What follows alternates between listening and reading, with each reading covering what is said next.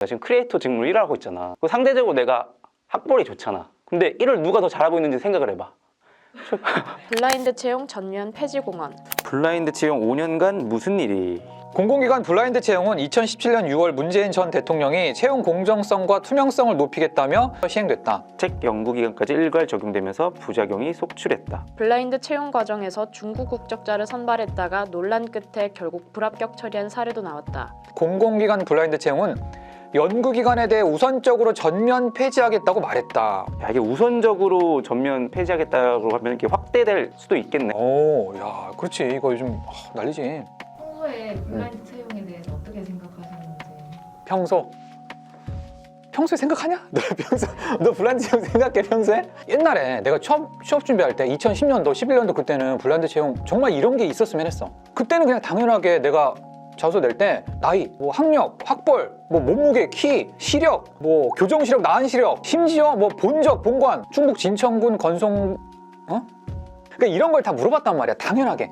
그때 이런 게 있었다면 좋았을 것 같다는 생각을 했지. 블라인드 채용이 이성적으로 생각하면 많이 필요한 제도라고 생각은 해. 왜냐하면 우리나라는 아무래도 여전히 학연, 지연, 혈연 같은 문제들이 있기도 하고 또 지방대 친구들이 아무래도 명문대 친구들보다 좀 차별을 받는다라는 것들이 실제로도 문제가 발생하기도 했었기 때문에 블라인드 채용에 대한 이점이 분명 존재하는데 내가 취업 준비생일 때 좀 블라인드 채용에 대해서 아쉬운 경험들이 많았다 보니까 좀 부정적인 입장들을 가지게 됐지. 이게 기업마다 다르단 말이지. 어떤 데는 학교만 가리는 데도 있고 어떤 데는 성별만 가리는 데도 있고 어떤 데는 또 1차에서만 가리는 경우가 있고 이런 모든 것들을 다 지키면서 하기가 일단 취준생으로서 너무 힘들었고 내가 무슨 생각이 들었냐면 내가 지금 크리에이터 직무 1을 하고 있잖아. 상대적으로 내가 학벌이 좋잖아. 근데 1을 누가 더 잘하고 있는지 생각을 해봐.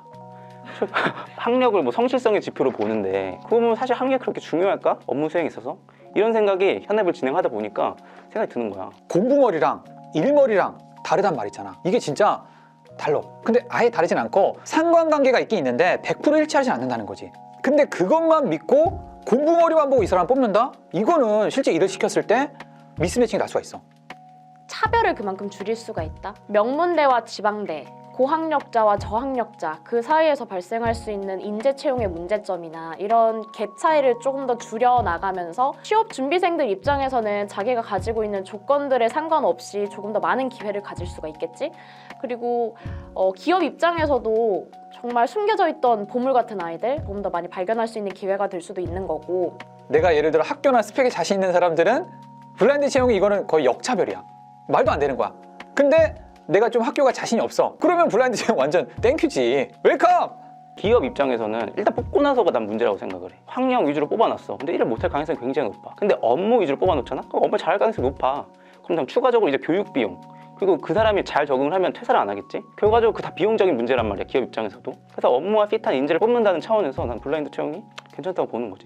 단점은 아무래도 취준생 입장에서 생각해 볼 수 있는 건 면접 전형이 그만큼 어려워질 수도 있다. 내가 가지고 있는 신상 정보를 가리기 때문에 그만큼 예상할 수 있는 면접 질문들을 뽑아낼 수가 없는 거잖아. 나도 모르는 돌발 질문들이 쉽게 등장을 할 수가 있는 거고 역량이나 자질을 평가할 수 있는 객관적인 척도가 좀 많이 줄어들다 보니까 기업들 입장에서는 NCS 같은 것들을 조금 더 난이도를 높인다고 하더라고. 그래서 뭐 한국은행 같은 경우에도 블라인드 채용을 실시했는데 스카이 비율이 조금 더 올라갔다 뭐 이런 얘기도 있다고 하더라고.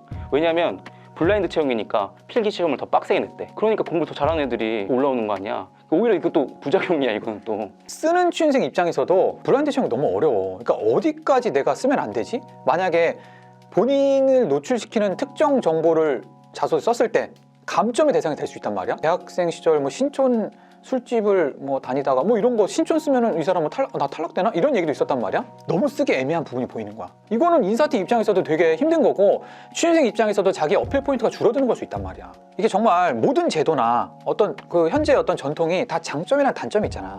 이거를 좀 적절하게 미스를 해야 되는 것 같아. 모든 걸 가리는 블라인드 채용. 이거는 좀 문제가 있다고 생각하는 거야. 그때 블라인드 채용이 아니었을 때 정작 뭐가 문제였을까? 그래, 가족사항 이런 거 있잖아.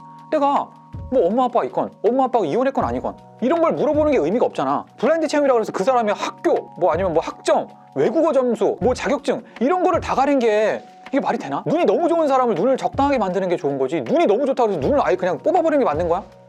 말도 안 되는 거지. 적정한 선을 찾아야 되는 거야. 그러니까 나는 블라인드를 할 거면 정말 사진, 성별, 출신지 그리고 부모님 재산, 부모님 뭐 가족 관계 이런 것들 정도는 다 지우는 게 맞는데 그 이상의 것들은 조금 더 고려를 해봐야 되지 않나. 결국에는 적재적소인 것 같아. 예를 들면 카카오 개발자 채용이 다 블라인드로 이루어지고 있잖아. 직무 역량을 코딩 테스트로 걸러내잖아. 그럼 대기업들에서는 블라인드 채용을 진행할 때 그 사람의 직무 역량을 판단할 수 있도록 여러 가지 구조와 절차를 만들어놨어. 예를 들면 프로젝트 경험, 어떻게 문제를 해결했고 그때 생각은 어떠했으며 어떻게 시행착오를 겪어서 결과물을 만들어냈는지 이걸 확실하게 물어보기 때문에 블라인드 채용이라고 한들 업무 역량을 충분히 검증할 수 있는 시스템을 만들어놓은 거거든. 근데 그게 아닌 기업들이 있어. 블라인드 채용이라는 거대한 틀은 바꿔놨는데 이후 면접은 그 이전과 똑같은 거야. 그게 크게 의미가 있을까? 그 역량이 중요하다고 했으면 그 업무 역량을 잘 드러낼 수 있도록 질문을 고도화하고 구조화하고 평가 기준을 체계화하고 이런 노력이 있어야 되는데 그런 것들이 좀 따라주지 않는 기업들이 있으니까 조금 아쉽다.